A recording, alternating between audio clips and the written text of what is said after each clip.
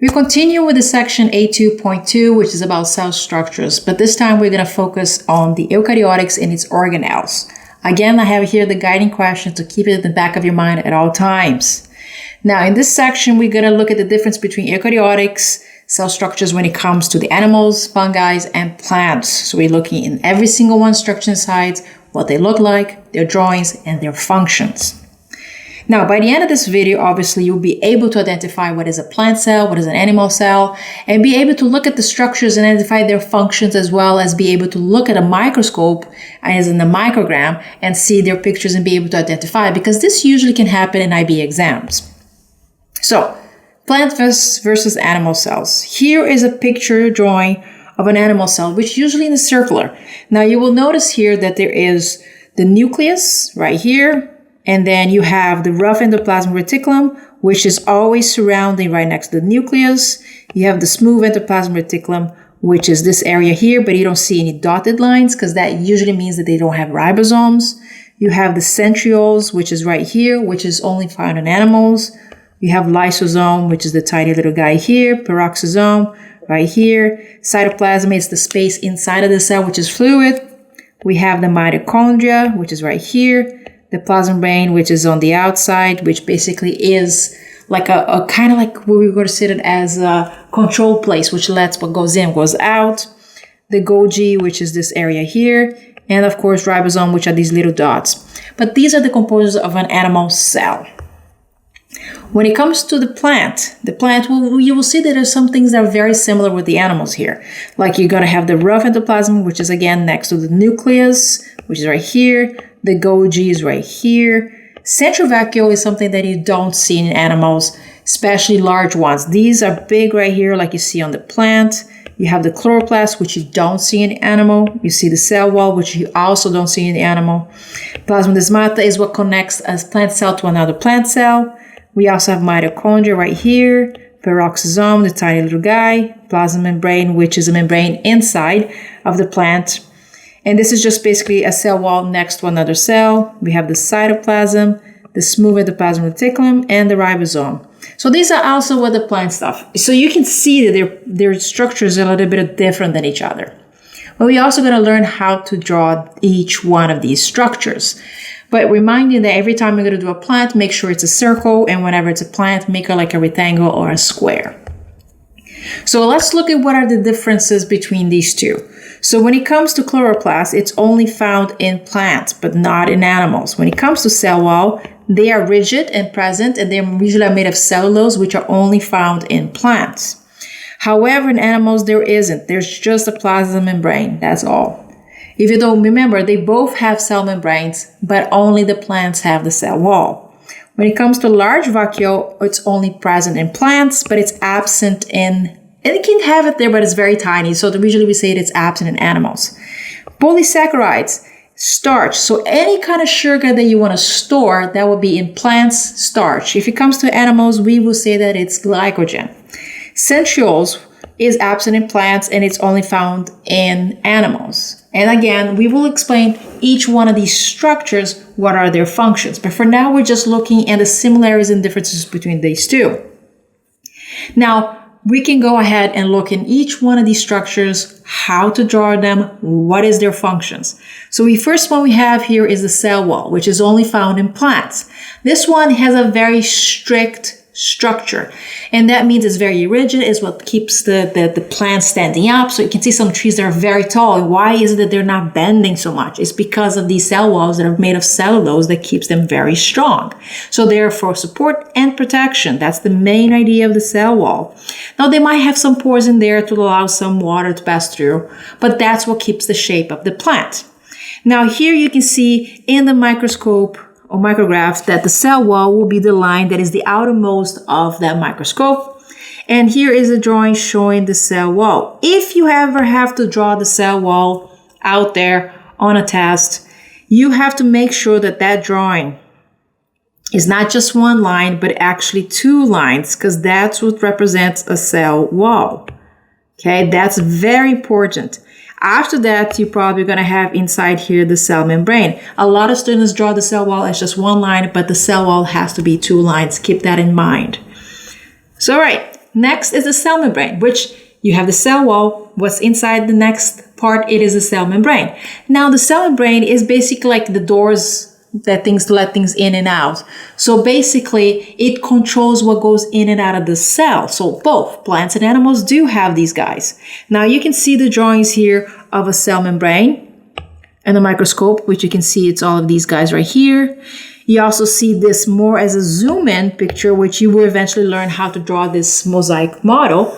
But that's what the cell membrane looks like. It looks not, if you go zoom in, it won't look like a line.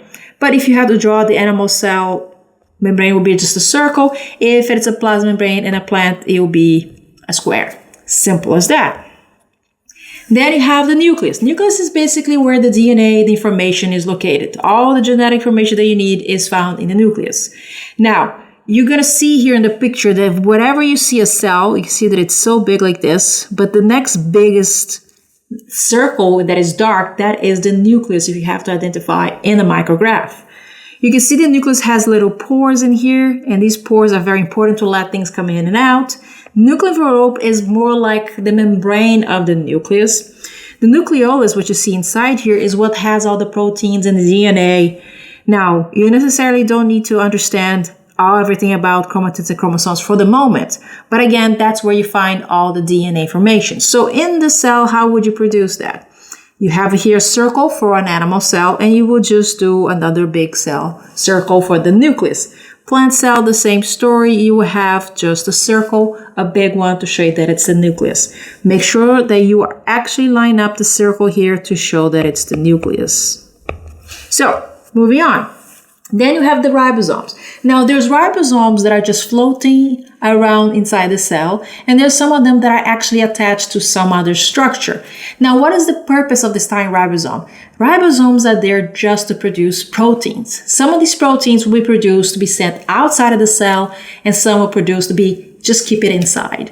Usually what's inside will be proteins, enzymes, and outside will be like antennas called glycoproteins. Now, where do you usually find them most of the time? They will be found on the rough ER, which we will explain soon. But what are the pictures? Where do you find them in the micrographs? You see all these little dots that there is right here. All of these little dots, these black dots are the ribosomes. So if you see this in a test, just know that it's a ribosome. But if you really zoom in, it's not just a circle.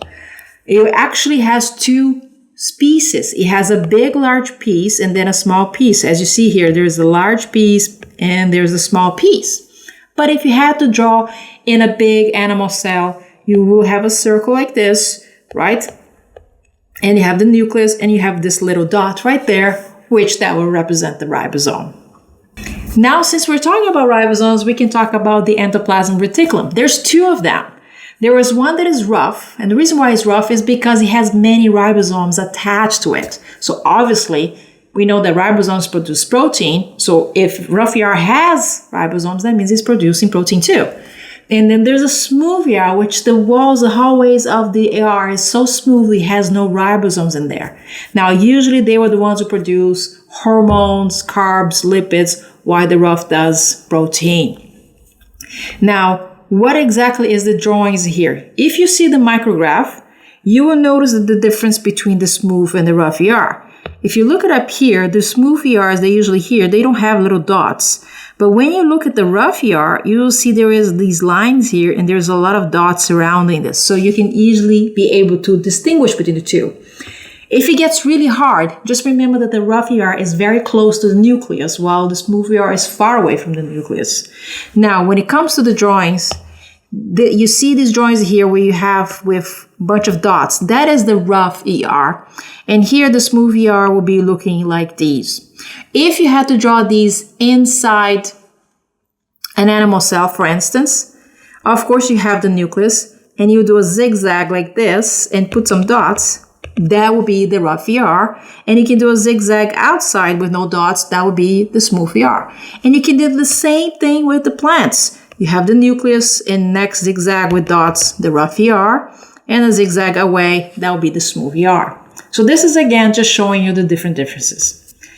Then you have the Golgi apparatus. The Golgi apparatus is all about delivering. It's about modifying things and delivering. So there's a lot of vesicles, which you will see, which is basically transportations inside the cell that are bringing things to the Golgi. And the Golgi is kind of changing it and then sending it out. That's why we say delivery here.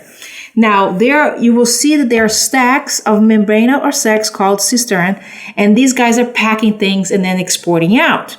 Now, here's the most important thing, that if you see in the multiple choice their definition, anytime you see these words, packaging and modification, that is automatically the function of a Golgi apparatus. Automatically.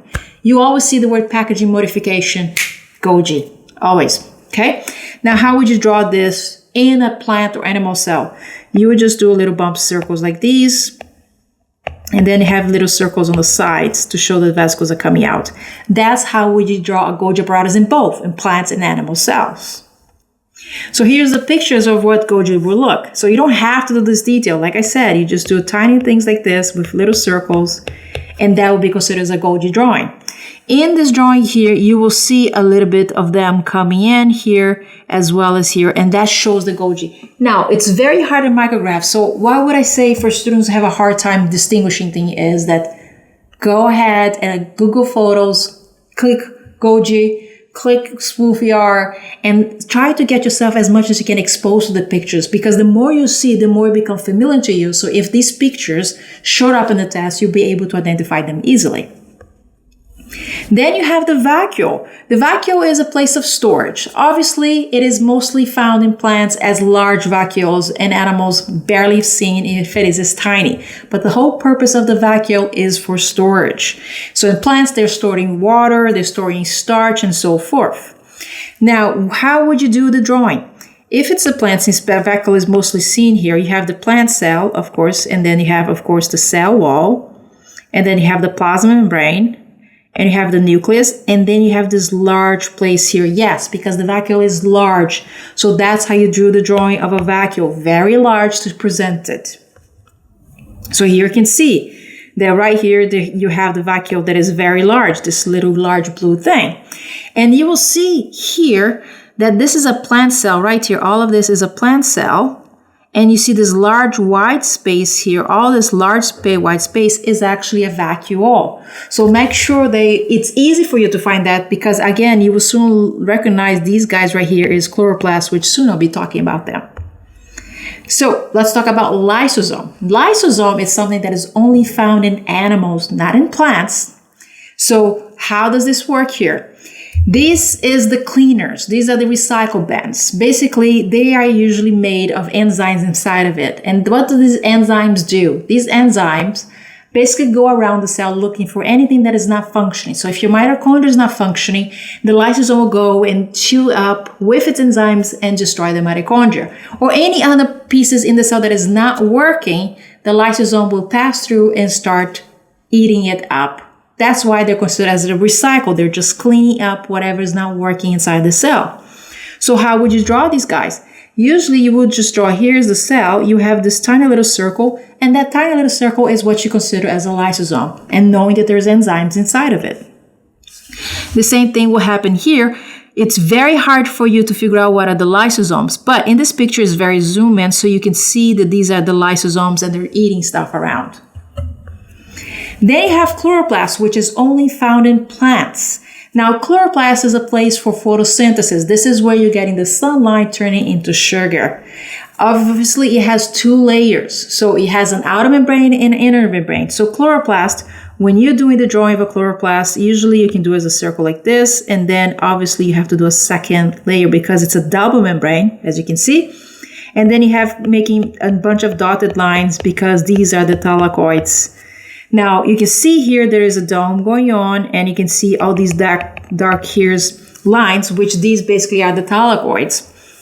Remember that chloroplasts can make in themselves, can reproduce themselves, because chloroplast himself has its own DNA, so he can reproduce. He doesn't need the nucleus. And remember that it's a double membrane organelles. If it comes up in the test, give examples of double membrane organelles. There's two of them you have to mention. Chloroplasts and mitochondria. These are the only ones that are double membrane organelles. So keep that in mind. Next, since we're talking about mitochondria is also a double membrane. It has the, as you can see here, it has the outer, it's going here. It has the inner membrane and the outer membrane. So it's made of two lines. So you have this big going out, and then you have the inside. So that's two layers.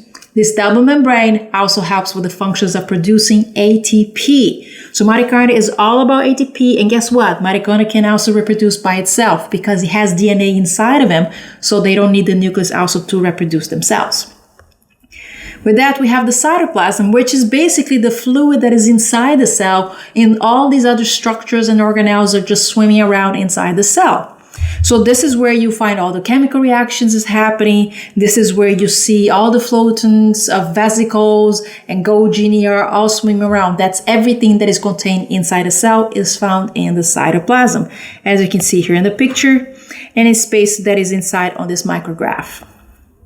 Then you have the centrioles, which is the last structure that you need to know. Centrioles are only found in animals, and that's because when you reach to later, when you talk about cell division, you will see the centrioles help divide the chromosomes equally to both cells. So again, this is only found in the animals. Now, how would you draw this? In an animal, you just do a little star like this, and that'll be enough as a representation of the centrioles.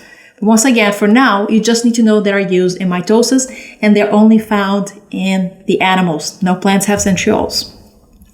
So overall, what is this whole point here? You got to make sure you understand all the structures of the eukaryotics, everything that there is about them, the Golgi, the rough ER, the smooth ER, the cytoplasm, the nucleus, the chloroplast, the mitochondria, the cytoplasm, the lysosome, all of these structures, be able to draw them, be able to give their functions. Also, make sure that you know how to explain the difference between the animals and the plants, because that's very important. And if you know all of these, then you definitely have everything set. And never forget, look at the micrographs. Go back to this video, look at the micrographs, and if you need more, go to Google Photos and just write the names of these organelles and look them as micrographs. The more you get exposed to them, the more chances that if they show up in the paper, you are able to spot which structure they're trying to show to you. And with that, we are done with this section on eukaryotics and organelles. And with the next sections, we're going to talk about microscope, micrographs, and of course, magnification. But until then, remember, with NAOIB, you can get that 7, and I'll see you on the next video.